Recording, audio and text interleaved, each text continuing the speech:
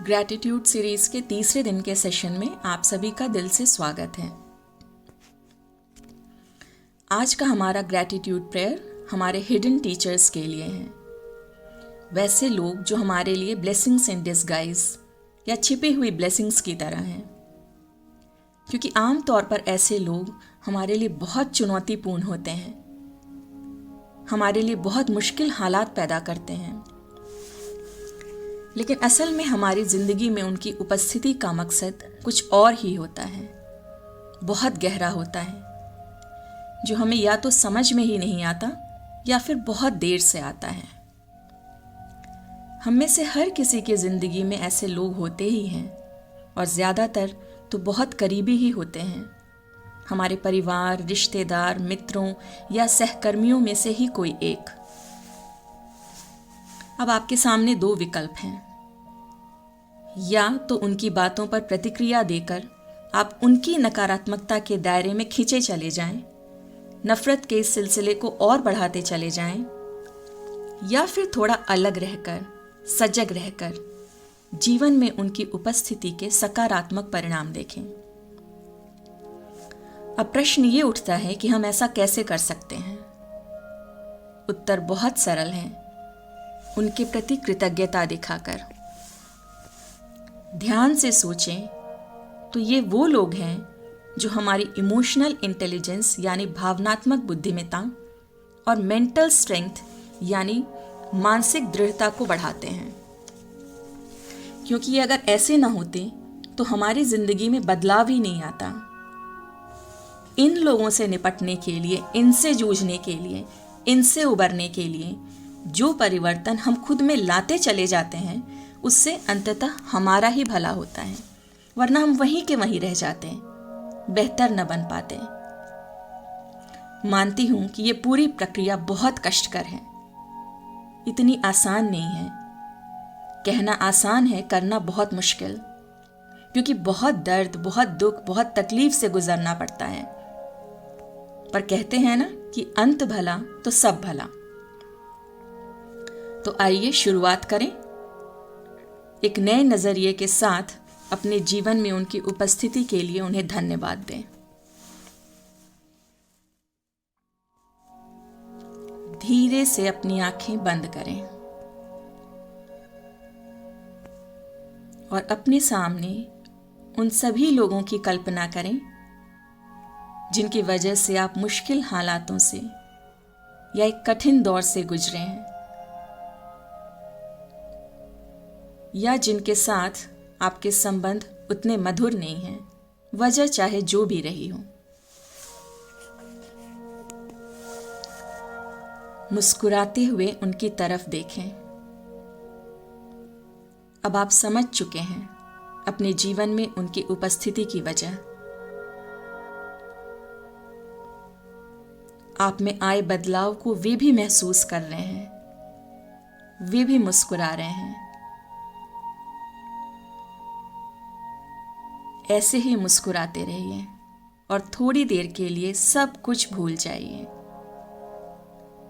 वो सब जो कड़वा था, वो सब जो उतना मधुर नहीं था।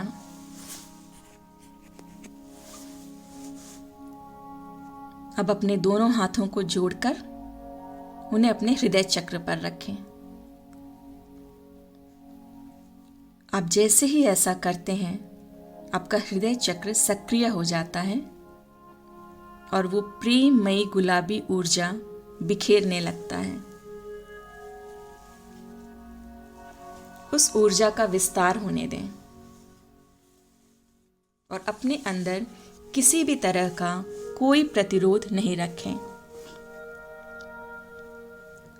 याद रखें, वो भी ईश्वर की संतान है और वो जो कुछ भी कर रहे हैं उसके पीछे कोई वजह है। ईश्वर ऐसे लोगों को दो वजह से हमारी जिंदगी में लाते हैं। या तो उनके माध्यम से वो हमें बेहतर बना रहे हैं, या वो हमें माध्यम की तरह इस्तेमाल कर रहे हैं उन्हें बेहतर बनाने के लिए। जैसे जैसे आप इस सच को स्वीकार करते जा रहे हैं, आपके हृदय से निकलने वाली प्रेममयी ऊर्जा का विस्तार हो रहा है और ज्यादा। ये शांति की स्थिति है, ये मधुरता की स्थिति है। इसी शांति और मधुरता की स्थिति में अपने मन में दोहराएं, हम उन सभी व्यक्तियों को जिन्होंने हमारे जीवन में आकर हमें अच्छे अनुभव नहीं दिए, कुछ अप्रिय, कुछ कड़वे अनुभव दिए, आज मैं आपको एक पोस्टमैन की तरह काम करने के लिए धन्यवाद देती हूं। आप तो मेरे अधूरे कार्यों, अधूरी भावनाओं को पूरा करने आए हैं। आप मेरी उन्हीं भावनाओं को कुरेदते हैं, उससे बढ़ावा देते हैं जिन पर मुझे अभी काम करना बाकी है। आप तो एक माध्यम हैं। आप मेरे अंदर से वही सब कुछ निकालते हैं जो पहले से ही मौजूद है। आप मुझे वही वापस दे रहे हैं जिन कर्मों के बीज मैंने अपने अतीत में बोए थे।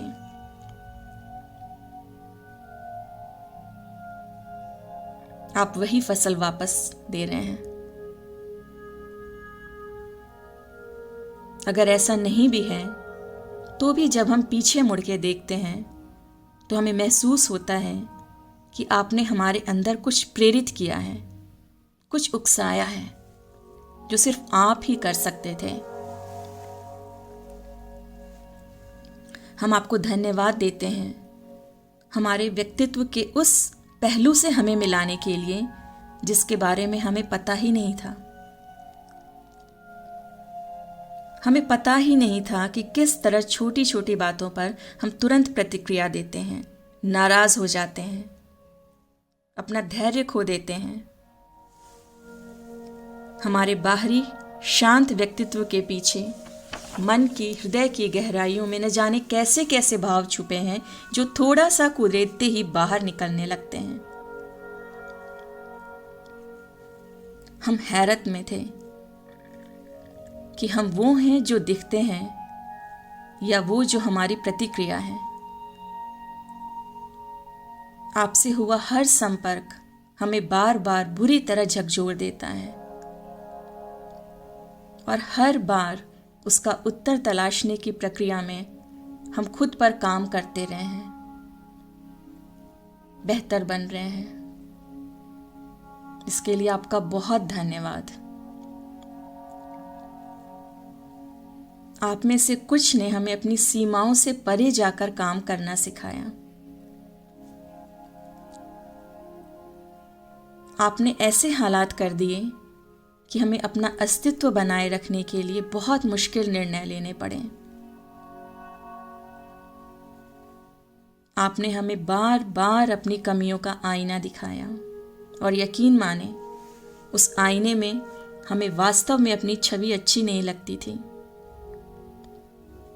हमारा आत्मसम्मान भी आहत हुआ, हम रोए भी, हमने अपने भाग्य को भी दोष दिया।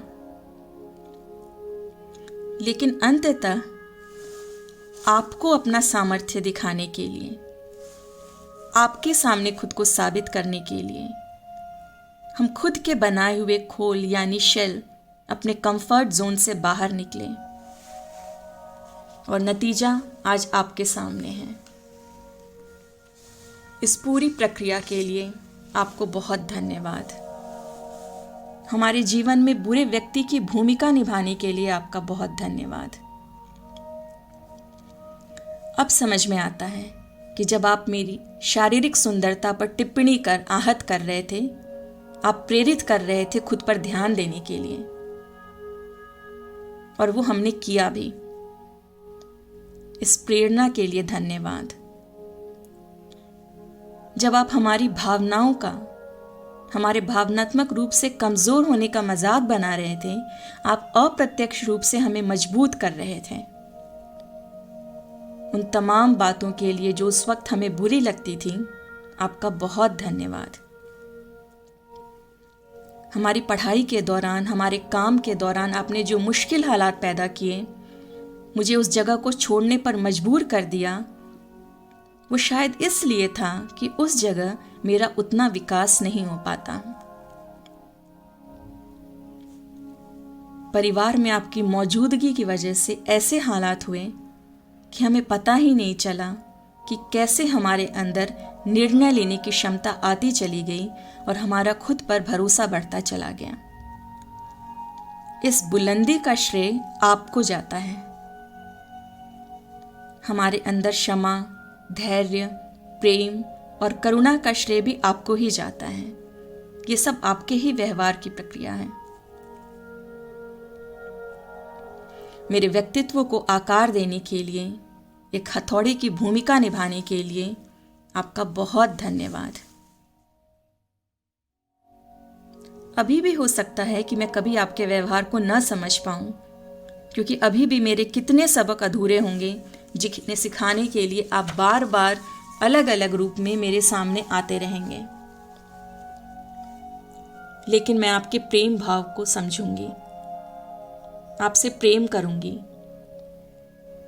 आपकी हर हरकत के पीछे उस उद्देश्य को समझूंगी जिसे समझाने के लिए उस परम पिता ने आपको मेरी जिंदगी में शामिल किया है। फिर से आपको बहुत धन्यवाद, आप जैसे हैं वैसा होने के लिए।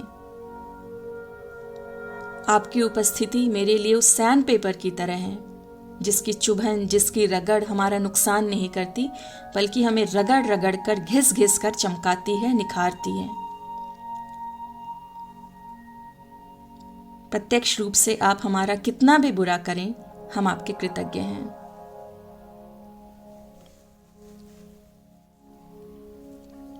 इस भाव को समझने के लिए हम मदर टेरेसा की एक कविता एनी वे का हिंदी रूपांतरण सुनेंगे। उस रूपांतरण का आशय, उस कविता का आशय यही है कि लोग आपके साथ जैसा भी व्यवहार करें, आप उससे प्रभावित न हों और अपना मूल स्वभाव जो कि प्रेम है, क्षमा है, उसे बनाकर रखें। ध्यान से इन पंक्तियों को सुने। लोग तर्कहीन हैं, विवेकहीन हैं, खुद में केंद्रित हैं, फिर भी उन्हें माफ कर दें। लोग आपको खुदगर्ज कहेंगे, आप पर छिपे हुए स्वार्थी मकसद का आरोप लगाएंगे, फिर भी आप दयालुता का भाव रखें। यदि आप सफल हैं तो आपके कुछ सच्चे दुश्मन और झूठे मित्र बन सकते हैं, फिर भी सफल हों। यदि आप सच्चे और उदार स्पष्टवादी हैं, लोग आपको धोखा दे सकते हैं, फिर भी स्पष्टवादी और उदार रहें। आपने बरसों लगाए कुछ बनाने में, किसी सृजन में, और लोग रातों रात उसे नष्ट कर सकते हैं, फिर भी सृजन करें। यदि आप खुशी, शांति और निर्मलता महसूस करते हैं, लोग आपसे ईर्ष्या कर सकते हैं, फिर भी प्रसन्न रहें। यदि आप आज कुछ अच्छा करते हैं, लोग कल उसे भूल जाएंगे, फिर भी अच्छा करते रहें। आप समाज को, विश्व को अपना सर्वोत्तम दें। हालांकि ये कभी भी पर्याप्त नहीं होगा, फिर भी अपनी ओर से आप दुनिया को अपना सर्वोत्तम देते रहें। अंततः आप देखेंगे कि ये आपके और ईश्वर के बीच की बात है। ये कभी भी आपके और उन लोगों के बीच की बात नहीं थी जिन्होंने आपके साथ गलत किया। इसलिए धन्यवाद देते रहें।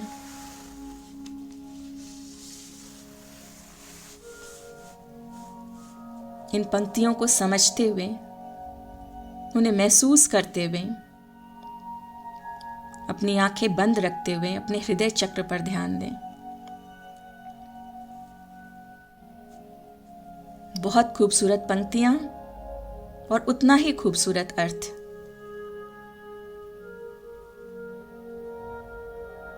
महसूस करें कि आपका हृदय चक्र बड़ा हो रहा है और उसमें से गुलाबी सुनहरी ऊर्जा बाहर निकल रही है। आपके अंदर जो प्रेम है, जो कृतज्ञता है, उसके प्रभाव से वो फैलती जा रही है और ज्यादा और ज्यादा। अब ये उन लोगों तक पहुंच रही है जिनसे आपने कभी परेशानी महसूस की थी।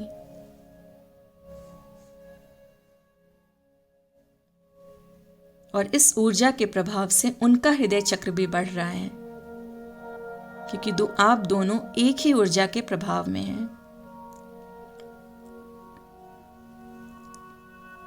यही वो समय है कि आप उनसे अपनी बात कहें, उनसे वो सब कह दें जो आप कहना चाहते थे लेकिन कह नहीं पाए। उन्हें माफ कर दें, अपने अंदर कुछ न रखें। जब आप ऐसा करते हैं, आप दोनों के मन में प्रेम भर जाता है, क्षमा तत्व भर जाता है, और फिर उस प्रेममयी ऊर्जा का विस्तार आप दोनों से परे जाकर पूरे ब्रह्मांड में उसके हर हिस्से में फैल जाता है। ये ऊर्जा अपना काम कर रही है और इसके प्रभाव से हर व्यक्ति, हर जीव का उपचार हो रहा है। कृतज्ञता दिखाकर आप सबकी सेवा कर रहे हैं, सबका भला कर रहे हैं, और बदले में आपका भी भला हो रहा है। आप हल्का महसूस कर रहे हैं, आप खुश हैं। इस उपचार के लिए, इस पूरी प्रक्रिया के लिए ईश्वर और अपने गुरु को धन्यवाद दें।